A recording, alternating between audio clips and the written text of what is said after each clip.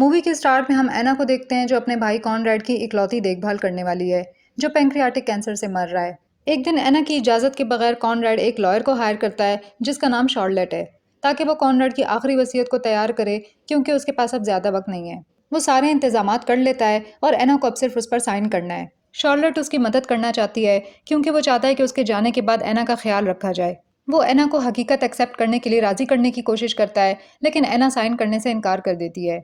अब लॉयर के जाने के बाद हम एना और कॉनरेड को एक दूसरे को गले मिलते हुए देखते हैं। अपने आखिरी अल्फाज के तौर पर वो एना से कहता है कि वो अब स्ट्रांग है और हमेशा घर के अंदर बंद होकर नहीं रह सकती। वो कहता है कि उसे अब बाहर निकलना है और दुनिया का हिस्सा बनना है, और ये भी कि उसे अपने बाप को माजी में की गई उसकी गलतियों के लिए माफ़ कर देना चाहिए। लेकिन एना अपने बाप को माफ़ करने के बारे में सोचना भी नहीं चाहती, और इसलिए वो कमरे से बाहर निकल जाती है।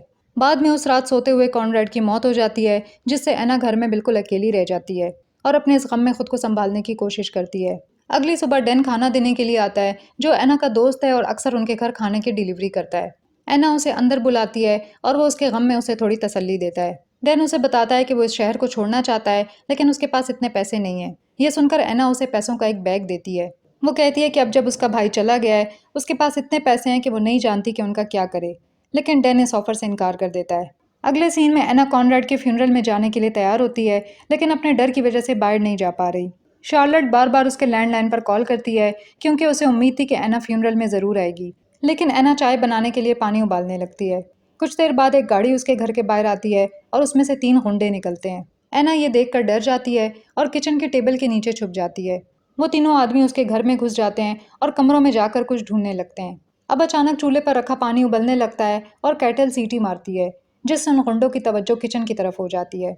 एना समझ जाती है कि अब उसे कहीं और छुपना होगा, इसलिए वो किचन से बाहर निकलती है और ऊपर की तरफ चली जाती है, और तभी वो आदमी किचन में घुस जाते हैं। उस उबलते हुए पानी को देखकर वो लोग समझ जाते हैं कि एना ज़रूर घर में मौजूद है, इसलिए वो फ़ोन की लाइनें काटने का फैसला करते हैं ताकि वो मदद के लिए कॉल न कर सके, और फिर उसे ढूंढने लगते हैं। अब उनमें से एक पेरी नाम का आदमी ऊपर जाकर चेक करने का फैसला करता है और आखिर उसे ढूंढ लेता है, जिस पर एना फ़ौरन सामने के दरवाजे की तरफ भागती है।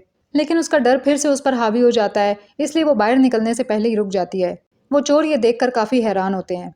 फिर वो लोग एना को बिठा देते हैं और उनका लीडर जेपी उससे सवाल करना शुरू कर देता है कि वो अपने पैसे कहाँ रखती है। लेकिन पेरी काफ़ी जालिम और बेसब्रा होता है और मशवरा देता है कि उन्हें एना को मार देना चाहिए, और जब वो अपना काम ख़त्म कर लें तो घर को जला देना चाहिए।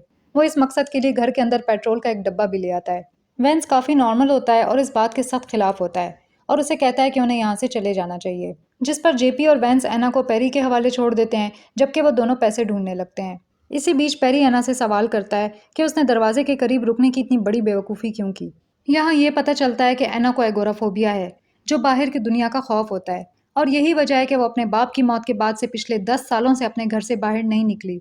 ये जानकर पेरी अब उसे तंग करने का फैसला करता है और ज़बरदस्ती उसे सामने के बरामदे पर खींच कर ले जाता है, जिससे एना की हालत ख़राब हो जाती है। जेपी उन दोनों को रोक देता है और एना को पकड़ लेता है, कि तभी एना अपना कंट्रोल खो देती है और अपने आप को गीला कर लेती है। फिर जेपी उससे पूछता है कि पैसे कहाँ हैं, लेकिन एना ज़हनी दबाव का शिकार होती है और बोल नहीं पाती। वो उसे दोबारा अंदर ले जाते हैं और इस बार जेपी अपने भाई वैंस से कहता है कि वो एना का ख्याल रखे, क्योंकि पेरी बहुत बेरहम है। फिर वैंस एना को एक साफ शर्ट पैंट्स देता है और उसे कहता है कि वो चेंज करे, लेकिन वो अपनी जगह से नहीं हिलती। अब दूसरी तरफ जेपी और पेरी बेसमेंट की तलाशी लेना शुरू करते हैं। वहाँ उन्हें कई दरवाजे मिलते हैं, जिनमें से एक दरवाजे का हैंडल नहीं होता।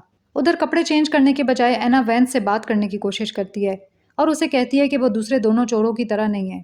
ये बात वैंस को गुस्सा दिलाती है और वो एना की तरफ बढ़ता है और कहता है कि ये सारा प्लान उसी का था और वो उसे नहीं छोड़ेंगे। कि तभी खाने की डिलीवरी करने वाला डैन अंदर आता है और वैंस को पीछे खींच लेता है। लेकिन हैरत की बात यह है कि वैंस डैन का नाम लेकर उसे बुलाता है, जिससे साफ जाहिर है कि वो एक दूसरे को जानते हैं।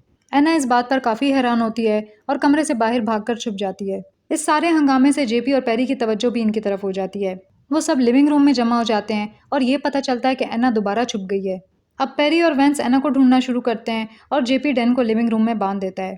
बेसब्री से पेरी अब एना के तोते को निकालता है और एना की तवज्जो हासिल करने के लिए उसे मारने की धमकी देता है। लेकिन एना फिर भी बाहर नहीं आती, इसलिए पेरी उस बेचारे बर्ड को मार देता है। फिर वो जेपी और डैन के पास लिविंग रूम में चला जाता है। एना भागकर बाथरूम में छुप जाती है और वेंस आखिर उसे ढूंढ लेता है। वो डर जाती है और उसकी गर्दन में चाकू मार देती है, जिससे वो मर जाता है। फिर वो उसकी लाश को खींचकर बेसमेंट में ले जाती है। उधर जेपी और पेरी, जिन्हें लगता था कि वैंस एना को संभाल लेगा, तेजी से नीचे आते हैं और जब वैंस की लाश को देखते हैं तब उन्हें एहसास होता है कि वो गलत थे। वो बेसमेंट में एना के सामने आते हैं, जो एक दरवाजे के जरिए भाग जाती है और उनकी नज़रों से गायब हो जाती है, जिसके बाद दिखाया जाता है कि अब एना कामयाबी से ऊपर वापस आ चुकी है। फिर वो एक लीवर खींचती है, जिससे बेसमेंट की सीढ़ियाँ दीवारों में छुप जाती हैं और वो चोर बेसमेंट में फंस जाते हैं। और यहाँ ये साफ ज़ाहिर हो जाता है कि अब सिचुएशन पूरी तरह से बदल चुकी है। इसके बाद एना बंधे हुए डैन के पास जाती है और उसके साथ बैठ जाती है। वो इस बात से काफ़ी गुस्सा होती है कि उन्होंने कॉनरेड के फ्यूनरल के दौरान उसके घर चोरी करने की कोशिश की, और उससे जवाब मांगती है।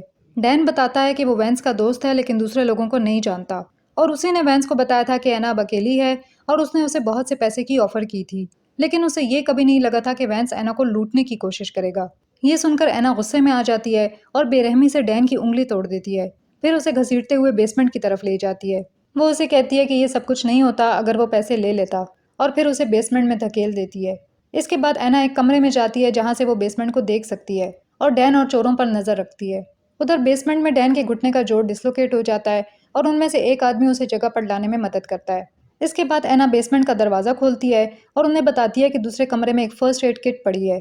पैरी काफ़ी गुस्से में होता है और डैन की टांग तोड़ देता है, लेकिन जेपी कोशिश करता है कि बातचीत के जरिए मसला हल करे। इसलिए वो बच्चों के एक साफ सुथरे कमरे में चला जाता है, लेकिन फिर उसके पीछे दरवाज़ा बंद हो जाता है, क्योंकि एना के पास एक खास कंट्रोलर है जो बेसमेंट में सब कुछ कंट्रोल करता है। तभी पैरी दरवाजे के साथ ज़ोर ज़ोर से खुद को टकराता है और आखिर उसे तोड़ देता है। अब वो एक खाली लॉबी और एक कमरे में आ जाता है जहाँ फंदा लटका हुआ है। उसे ये भी पता चलता है कि ये कमरा जेपी के कमरे के बिल्कुल पास है। अचानक लॉबी की लाइट्स बंद हो जाती हैं, जिस पर पैरी लॉबी में वापस आ जाता है। अब लाइट्स दोबारा ऑन हो जाती हैं और उसे दीवार में एक सुराख नज़र आता है। जब वो उसमें झांकता है तो उसे ऊपर जाने वाली सीढ़ियाँ नज़र आती हैं। लेकिन जब वो जेपी को इसके बारे में बताने वाला होता है, तभी एना उसके पीछे आती है और उसके सर पर हथौड़ा मार देती है। वो आपस में लड़ने लगते हैं और वो एना को काबू कर लेता है और उसका गला दबाने लगता है। लेकिन उसके सर पर लगी चोट की वजह से उसकी पकड़ कमज़ोर हो जाती है, और इससे पहले कि वो एना को मार सके, खून बहने की वजह से उसकी मौत हो जाती है। अब कुछ देर बाद शार्लेट उसके घर आ जाती है ताकि एना की खैरियत मालूम कर सके। वो उससे पूछती है कि डैन की गाड़ी बाहर क्यों है। दूसरी तरफ बेसमेंट में डैन पेरी को देखने जाता है, लेकिन उसकी जगह उसे एक कूलर नज़र आता है। जब वो उसे खोलता है तो बर्फ़ में जमी हुई लाश को देखकर डर जाता है। ऊपर एना एक छुरी उठाती है ताकि शार्लेट पर हमला कर सके, जबकि साथ ही डैन दीवार के सुराख की तरफ जाता है और सीढ़ियों के ऊपर चढ़ना शुरू करता है।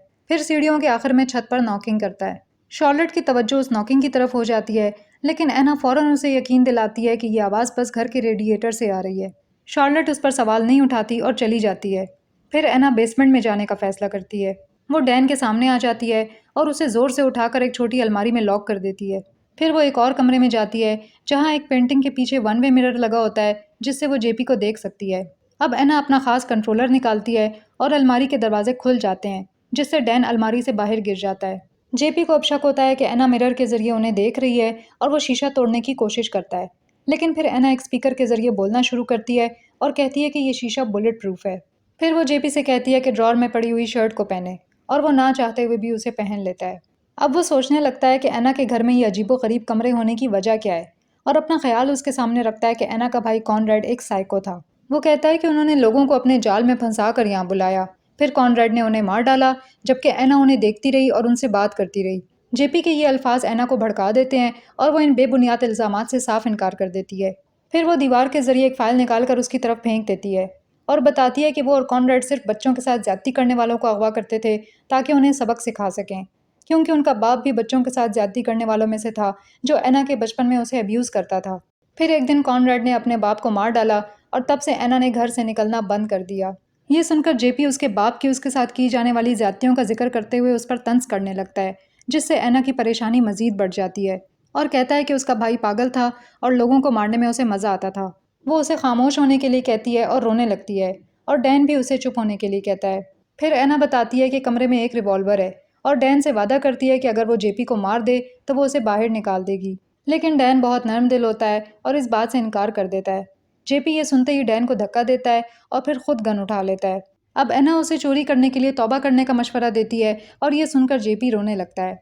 ऐसा लगता है कि वो एना की बातों को मान रहा है कि तभी वो गन अपने सर पर लगा देता है। लेकिन फिर जेपी ये जाहिर करता है कि वो सिर्फ एक्टिंग कर रहा है और हंसने लगता है।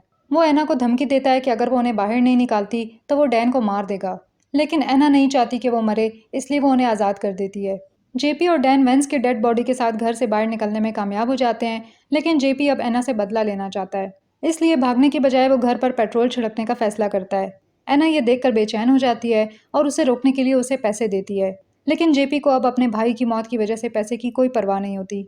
वो आपस में लड़ने लगते हैं, लेकिन एना आज़ाद होने में कामयाब हो जाती है और ऊपर की तरफ भागती है। जेपी गुस्से में उसका पीछा करता है और उसे बिस्तर पर दबोच लेता है। अब एक खौफनाक लम्हे में वो उसको मारने से पहले ये जाहिर करता है कि वो एना के साथ वही करेगा जो इससे पहले उसका बाप करता था। लेकिन खुशकिस्मती से उसी वक्त डैन अंदर आता है और उसे रुकने के लिए कहता है। जेपी की तवज्जो हट जाती है और एना इस लम्हे का फ़ायदा उठाते हुए उससे गन छीन लेती है और उसे गोली मारकर कत्ल कर देती है। फिर वो दोनों खामोशी से नीचे आ जाते हैं और जो कुछ भी हुआ उसकी वजह से गहरे शौक में होते हैं। एना एक चेयर पर बैठी सोचों में गुम होती है, जबकि डैन खामोशी से उसकी तरफ देखता है और फिर बाहर निकलकर दरवाज़ा बंद कर लेता है। आखिरी सीन में दिखाया जाता है कि एना अपने एगोराफोबिया का सामना करने का फैसला करती है। वो अपने घर को आग लगा देती है और उसमें छुपे उसकी ज़िंदगी के सारे राजों को जलाकर ख़त्म कर देती है। जब आग के शोले पूरी बिल्डिंग को लपेट लेते हैं तो एना पीछे मुड़कर चल देती है और उस ज़िंदगी को अपनाने के लिए तैयार हो जाती है जो उसके भाई ने उसके लिए सोची थी। और यहाँ मूवी ख़त्म हो जाती है। मूवी पसंद आई हो तो वीडियो पर लाइक और कमेंट ज़रूर करें और चैनल को सब्सक्राइब करें। अब मैं मिलूंगी आपसे एक नई मूवी के साथ। तब तक के लिए टेक केयर।